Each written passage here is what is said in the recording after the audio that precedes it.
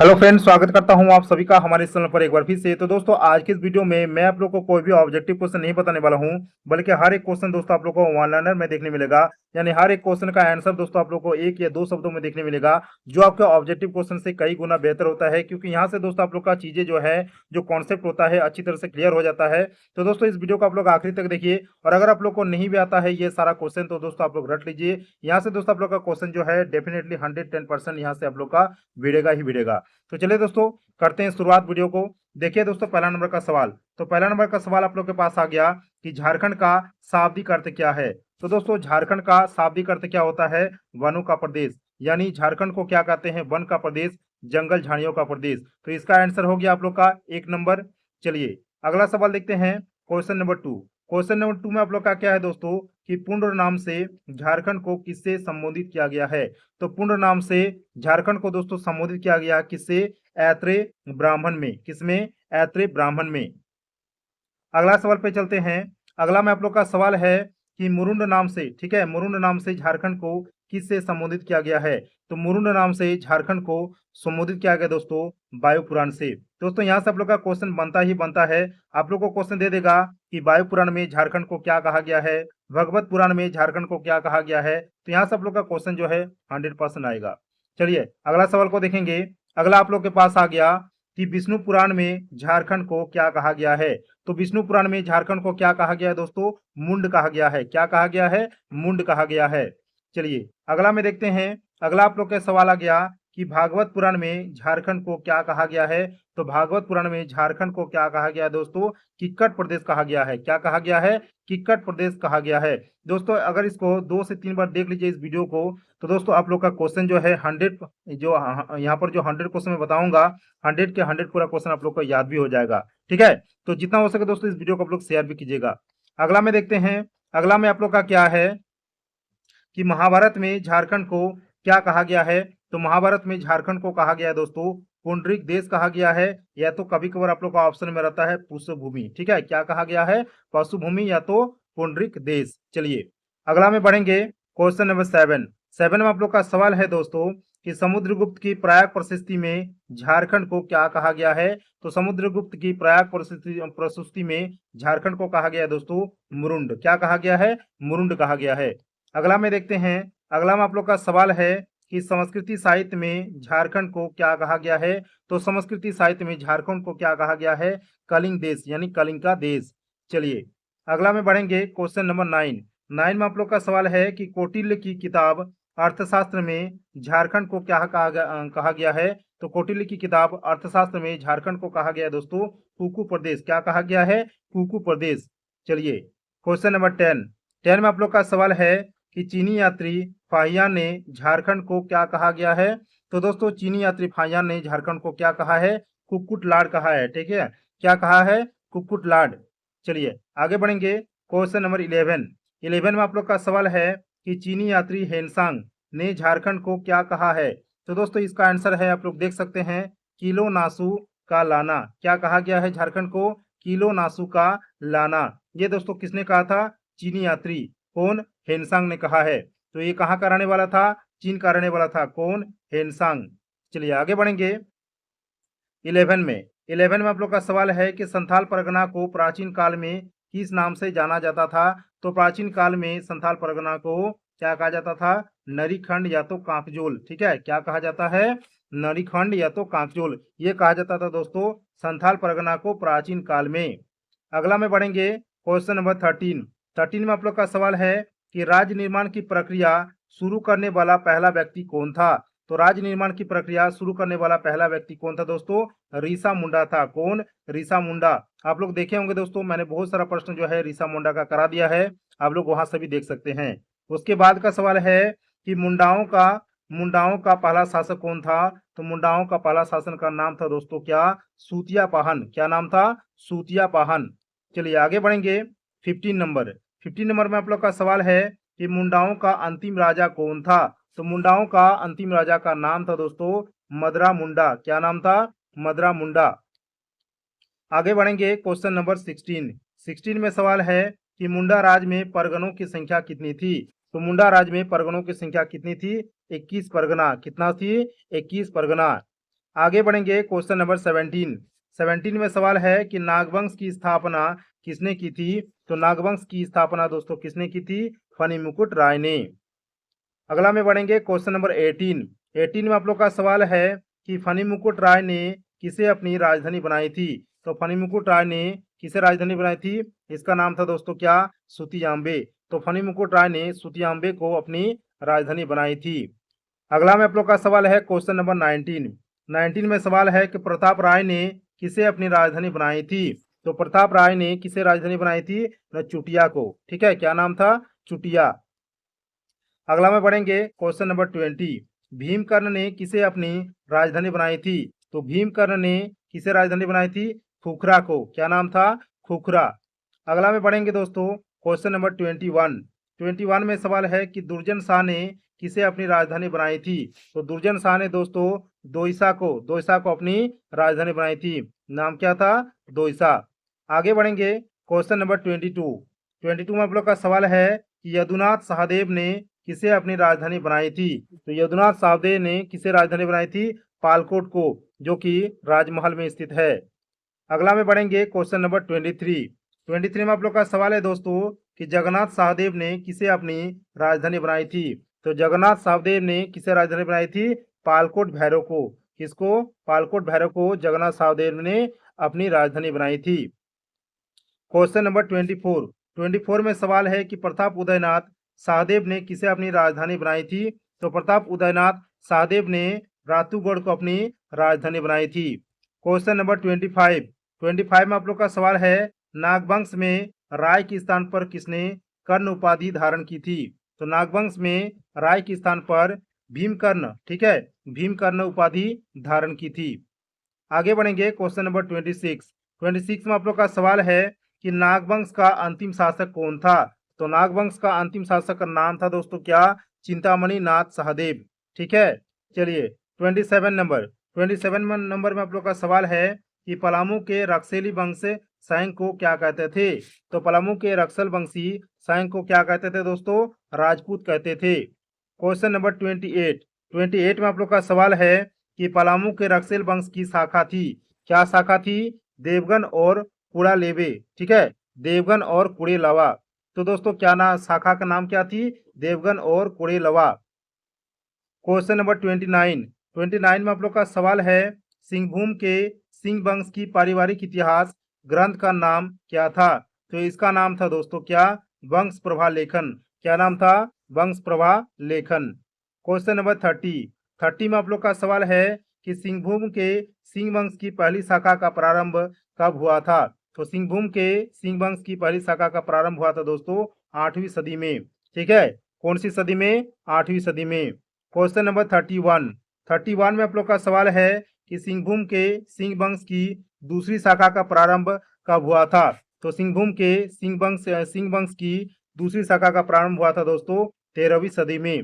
कौन सी सदी में, 13वीं सदी में। Question number 32। 32 में आप लोग का सवाल है सिंहभूम के सिंह वंश की 8वीं सदी के शाखा की स्थापना किसने किया था।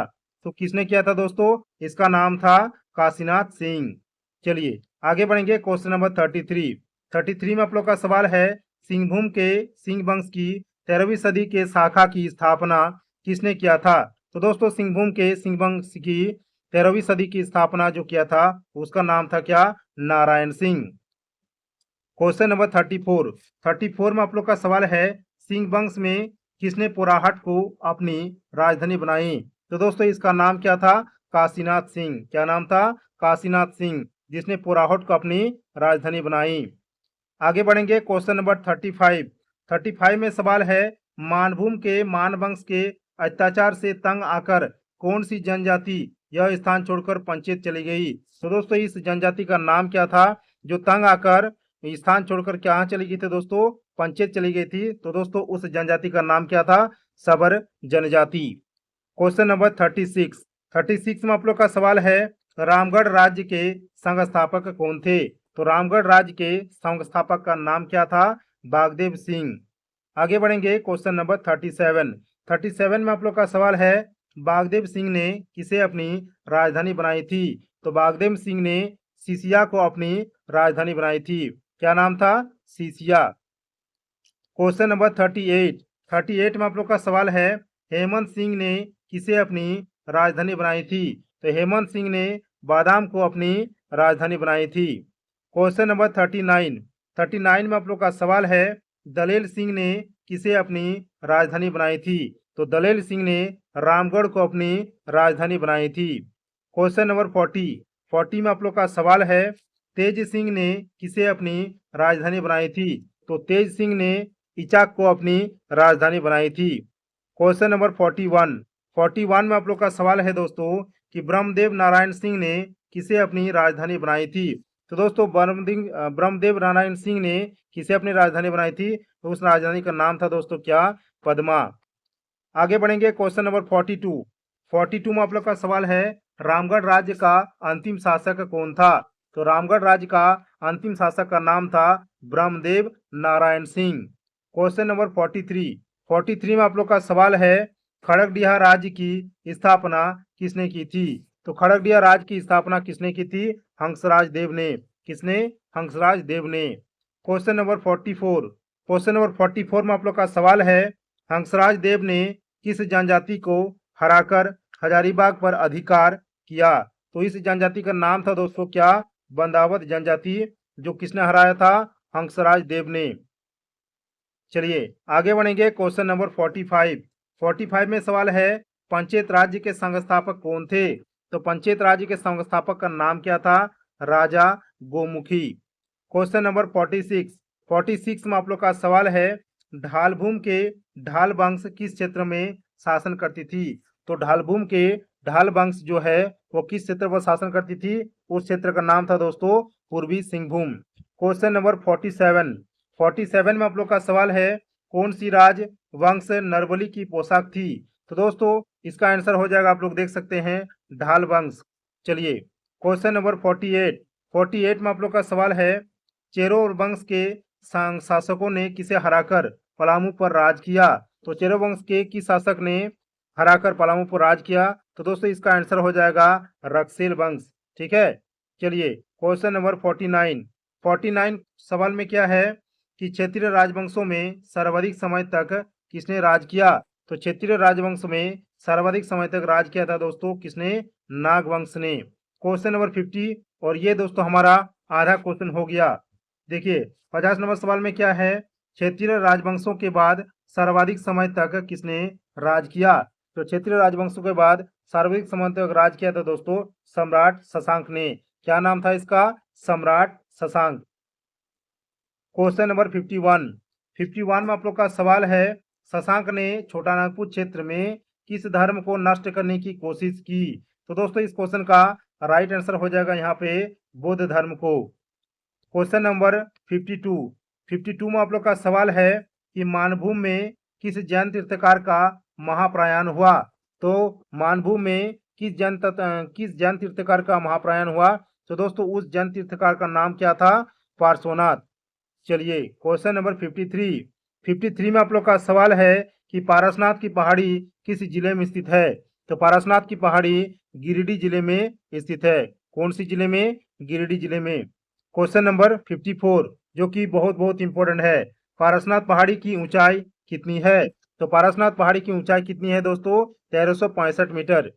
क्वेश्चन नंबर 54 में आप लोग का सवाल है कि पारसनाथ पहाड़ी की ऊंचाई कितनी है? और यहाँ पर दोस्तों फीट में बोला गया है, तो फीट में इसका आंसर कितना हो जाएगा?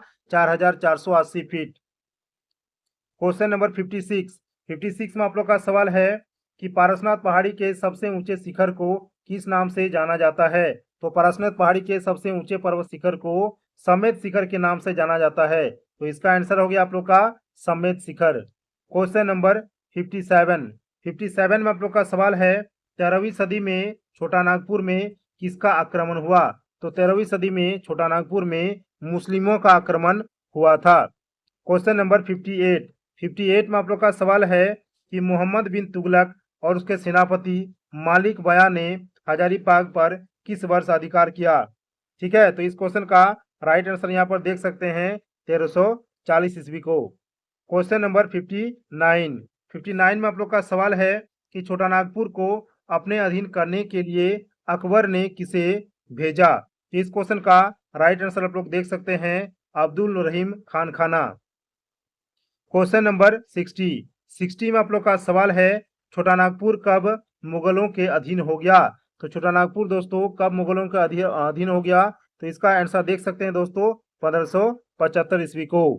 क्वेश्चन नंबर 61 में आप लोग का सवाल है कि अकबर का सेनापति मानसिंह कब बिहार का सूबेदार बना?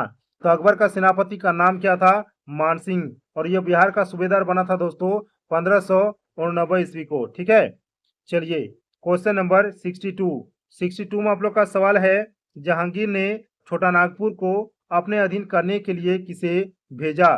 तो इस क्वेश्चन का राइट आंसर आप लोग देख सकते हैं जफर खां को। क्वेश्चन नंबर 63 में आप लोग का सवाल है, जफर खां की मृत्यु के बाद जहांगीर ने किसे बिहार का सूबेदार बनाया? तो इस क्वेश्चन का राइट आंसर आप लोग देख सकते हैं इब्राहिम खां को। ठीक है, किसकी मृत्यु के बाद? जफर खां की मृत्यु के बाद जहांगीर ने बिहार का सूबेदार बनाया इब्राहिम खां को। क्वेश्चन नंबर 64 में सवाल है, इब्राहिम खां ने किस नागवंशी शासक को बंदी बनाकर ग्वालियर के किले में कैद किया? इस क्वेश्चन का राइट आंसर आप लोग देख सकते हैं दुर्जन शाह। क्वेश्चन नंबर 65 में सवाल है, अबुल फजल का बेटा अफजल कब बिहार का सूबेदार बना? तो अबुल फजल का बेटा का नाम क्या था? अबुल फजल, अफजल फजल। तो दोस्तों यह जो बिहार का सूबेदार बना, यह 1607 ईस्वी को बिहार का सूबेदार बना। क्वेश्चन नंबर 66 में सवाल है, शाहजहां के कल में कौन बिहार का सूबेदार बना? तो दोस्तों इस क्वेश्चन का राइट आंसर आप लोग देख सकते हैं शाइस्ता खां। क्वेश्चन नंबर 67 में आप लोग का सवाल है, दाऊद खां ने पलामू पर कब आक्रमण किया था? तो दाऊद खां ने पलामू पर 1660 ईस्वी को आक्रमण किया था। क्वेश्चन नंबर 68 में आप लोग का सवाल है कि सरबुलंद खां बिहार का सूबेदार कब बना? तो सरबुलंद खां बिहार का सूबेदार बना था 1717 ईस्वी को। क्वेश्चन नंबर 69 में आप लोग का सवाल है कि अलीवर्दी खां बिहार का सूबेदार कब बना? तो अलीवर्दी खां बिहार का सूबेदार बना था 1733 ईस्वी को। क्वेश्चन नंबर 70 में आप लोग का सवाल है कि अलवर्दी खां ने 1740 में किसे रामगढ़ के राजा विष्णु सिंह पर आक्रमण के लिए भेजा? तो इस क्वेश्चन का राइट आंसर आप लोग देख सकते हैं हिदायत अली। ठीक है, क्या नाम था? हिदायत अली। क्वेश्चन नंबर 71 में सवाल है, हैदरनगर की स्थापना किसने की थी? तो हैदरनगर की स्थापना किया था दोस्तों हिदायत अली ने। किसने? हिदायत अली ने। क्वेश्चन नंबर 72 में आप लोग का सवाल है, हुसैनाबाद की स्थापना किसने की थी? तो हुसैनाबाद की स्थापना किया था दोस्तों हिदायत अली। क्वेश्चन नंबर 73 में आप लोग का सवाल है, सरायकेला राज्य की स्थापना किसने की थी? तो सरायकेला राज्य की स्थापना किया था विक्रम सिंह ने।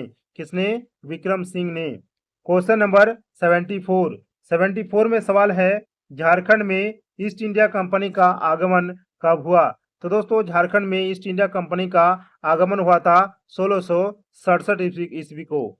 क्वेश्चन नंबर 75 में सवाल है, झारखंड में अंग्रेजों का पहला प्रवेश कब हुआ था? तो झारखंड में अंग्रेजों का पहला प्रवेश हुआ था 1760 ईस्वी को। क्वेश्चन नंबर 76 में आप लोग का सवाल है, 1767 में फर्गुसन के नेतृत्व में अंग्रेजों ने कहा आक्रमण किया? इस क्वेश्चन का राइट आंसर आप लोग देख सकते हैं सिंहभूम में। क्वेश्चन नंबर 77 में आप लोग का सवाल है कि फर्गुसन ने घाटशिला के किस राजा को बंदी बनाया? इस क्वेश्चन का राइट आंसर आप लोग देख सकते हैं जगन्नाथ ढाल को। क्वेश्चन नंबर 78 में आप लोग का सवाल है कि ईस्ट इंडिया कंपनी को झारखंड में पूर्ण शासकीय अधिकार कब प्राप्त हुआ? इस क्वेश्चन का राइट आंसर आप लोग देख सकते हैं 1771 ईस्वी को। क्वेश्चन नंबर 79 में सवाल है, रामगढ़ सेना छावनी की स्थापना कब हुई? तो दोस्तों रामगढ़ सेना छावनी की स्थापना किया था 1780 ईस्वी में। क्वेश्चन नंबर 80 में आप लोग का सवाल है, झारखंड में ईसाई धर्म का प्रवेश कब हुआ? तो झारखंड में ईसाई धर्म का प्रवेश हुआ था 1845 ईस्वी को। क्वेश्चन नंबर 81 में सवाल है, छोटा नागपुर में सेल एंड रेट कानून कब लागू हुआ? तो छोटा नागपुर में सेल एंड रेट कानून लागू हुआ था दोस्तों 1859 ईस्वी को। क्वेश्चन नंबर 82 में आप लोग का सवाल है, छोटा नागपुर में टेन्योर एक्ट कब लागू हुआ? तो छोटा नागपुर में टेन्योर एक्ट लागू हुआ था 1869 ईस्वी को। क्वेश्चन नंबर 83 में आप लोग का सवाल है, नॉन रेगुलेशन डिस्ट्रिक्ट को बदलकर शेड्यूल डिस्ट्रिक्ट एक्ट कब लागू किया गया? इसका आंसर आप लोग देख सकते हैं 1874 ईस्वी को। क्वेश्चन नंबर 84 में सवाल है कि संथाल परगना टेंट रेगुलेशन कब लागू हुआ? तो संथाल परगना रेंट रेगुलेशन दोस्तों लागू हुआ था 1886 ईस्वी को। अगला सवाल पे चलते हैं। अगला में आप लोग का सवाल है 85 नंबर, झारखंड में कितने प्रकार की जनजाति निवास करती है? तो झारखंड में 32 प्रकार की निवासी जो है वो 32 प्रकार की जनजाति जो है निवास करती है। क्वेश्चन नंबर 86 में आप लोग का सवाल है कि झारखंड में कितने आदिम जनजाति है? तो झारखंड में मुख्यतः 8 प्रकार के आदिम जनजाति पाया जाता है। क्वेश्चन नंबर 87 में सवाल है, झारखंड में सर्वाधिक जनसंख्या वाली जनजाति कौन सी है? तो दोस्तों झारखंड में सर्वाधिक जनसंख्या वाली जनजाति का नाम है क्या? संथाल परगना यानी संथाल। ठीक है। क्वेश्चन नंबर 88 में सवाल है, झारखंड की कौन सी जनजाति चीन में भी पाई जाती है? तो झारखंड की संथाल जो जनजाति है वो आप लोग का चीन में भी पाई जाती है। क्वेश्चन नंबर 89 में आप लोग का सवाल है कि संथाल जनजाति में युवा गिरोह को क्या कहा जाता है?